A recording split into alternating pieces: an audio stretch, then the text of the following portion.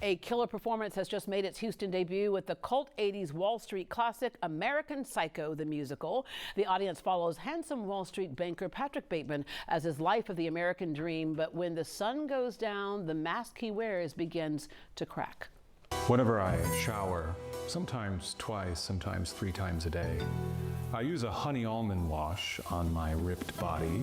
My suit today is an 80s drape from Alan Flusser with a bladed back to accommodate my impressive physique. I am 26 years old, living in New York City at the end of the century. And this is how Patrick Bateman moves through the world.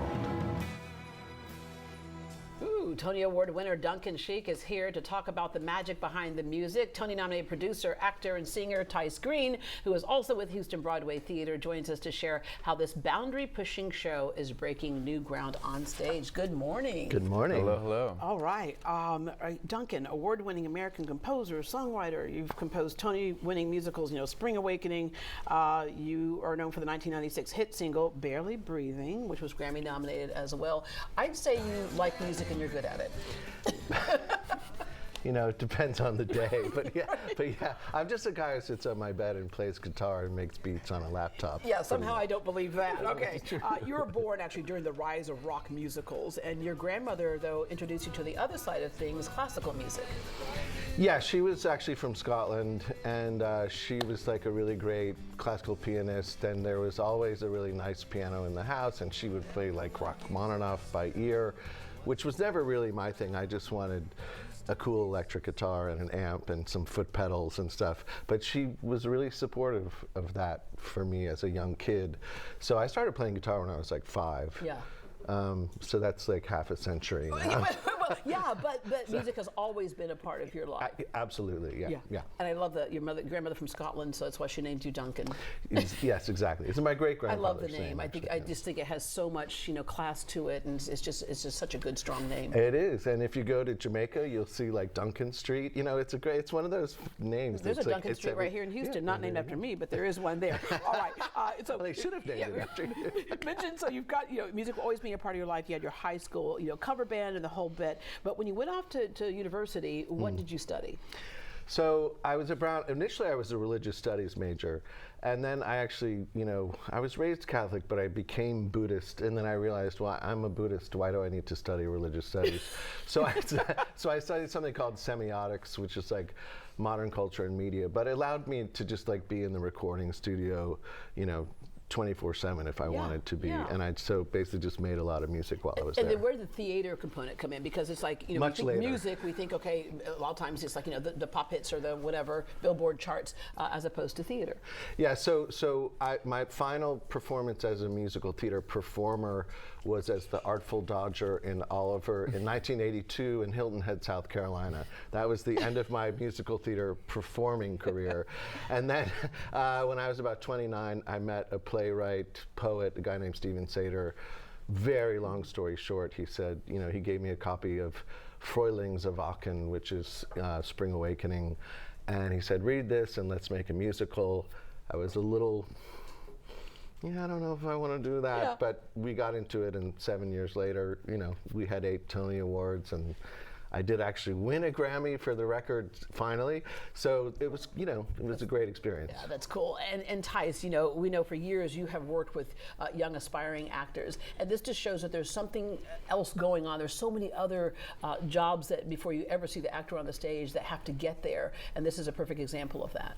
Yeah, exactly. I mean, I always say, because I've been in education for a long time, and I'm always trying to encourage any kind of aspiring, whether it's a performer or it's somebody that wants to be backstage or whatever. A lot of young people don't know that there are other things you can do other than be on stage, or and even aside, and they're critical things. They're important things. They're so critical. But I mean, there's there is composition, there is acting, but there is also being on the crew, there is being the stage management, there's even being in marketing, there's every single aspect of it. Yeah. You grew up in College Station area, Houston area. You love theater and music as well. When did theater come into your life? I'm like since birth. Yeah, since you were the baby Jesus in the nativity play. Correct. Yes, right. Correct. And then then I graduated to Jesus Christ Superstar. Yeah, which by the way you did. We're not joking. You really did do Jesus That's Christ right. Superstar. I did Jesus Christ Superstar. Yeah, I'm a theater kid. I mean, it was also like, it was the thing that I latched onto, and I was also obsessed with every single detail and trivia aspect, you know, and I'm not too embarrassed to say that, like, you know, Spring Awakening was a show that I fell in love with, and Duncan actually doesn't even know this, but I did the very first regional production of Spring Awakening in 2010. Amazing. Can you believe that? When you were 5 years old. I sort of do believe it. No, but I anyway. was 19, I think. I played Moritz. Oh, you played Moritz. Yeah, Well, and we had the Broadway costumes. It's He really right. didn't know that. I did not know that, but it's the right casting for you, for this guy. That's so cool. And the other thing with you, Tyce, is that going back to what we're saying is like, don't be afraid to experience so many different things, and you have. I mean, you're a model on Project Runway, so wherever opportunities come, you take them. First of all, Project Runway is the best job in the world. I've done 3 seasons of it, and it is like, oh, there I am. There you Look are. at that. I love doing Project Runway because it is actually completely separate from theater.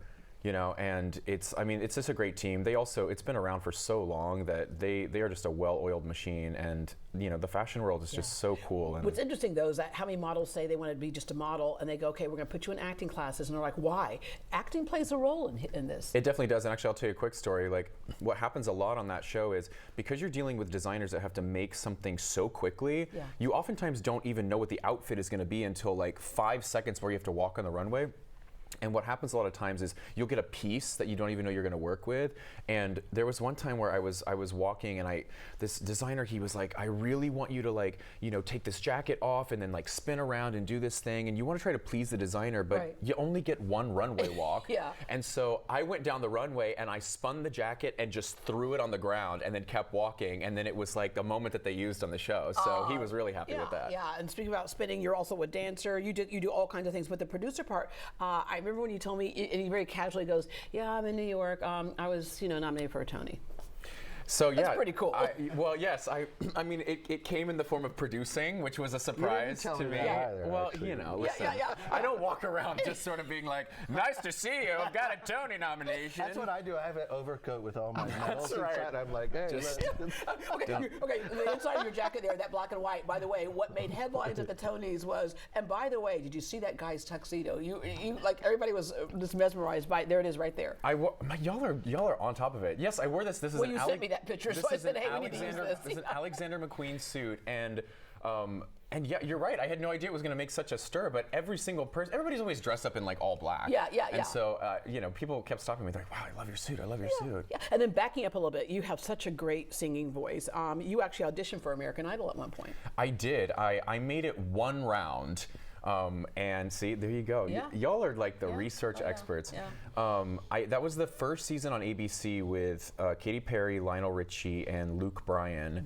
And that was a huge learning experience. I mean, and people don't understand that, like, just to even get like to the audition round, you're basically like doing episodes before that. I mean, like, I did all these interviews with Ryan Seacrest and stuff, and I made it into the show for one tape basically, and then suddenly you're gone and you go, okay, now I just because you gotta had go other into the things world. to do, like Houston Broadway Theater. But I love what you did in terms of bringing Broadway to so many aspiring young actors. And what you would do is, like, let's say if it was Kristen Chenoweth, whatever, right? And then you go, okay, you connect her to, they can actually interview and see somebody who's truly where they'd like to be one day. Yeah, I mean, I started this theater company. I mean, we're brand new, but I started this theater company. I love Houston so much, and we have such a vibrant art scene. But there are shows and there are like musicals that don't make it here to Houston. And we're not going to make it there to New York to see That's it. it, right? So unless you go to London or you go to New York, or you go to like the big places where they do the really kind of edgy stuff, you don't. People really miss out on stuff. So the idea is to bring that down here and to do it on a Broadway scale. To really show people and give them an opportunity. You have people in your place who, like, well, here we go, who've been Tony nominated, who've been on Broadway. Well, yeah, I mean, and I think there's some local folks in the cast. Certainly, sure. yeah. And then there's some New York people who I've known for a long time in the cast. Show sounds amazing. Yeah. Honestly, I mean, I never know. Like, this is maybe the 4th production I've seen, but it's like, it looks and it sounds. Look, everyone's very easy on the the eyes. Let's put it Let's that put way. it that way. Yes, It's a pretty cast. Yeah, but, It's a pretty but be cast. careful because there's a Psycho in the mix. Right? Correct. American Psycho. Why did you choose this one? And for people who are not familiar with American Psycho, give it to us. So American Psycho is based off of the novel from the 90s, and also people would know it from the 2000 film starring Christian Bale.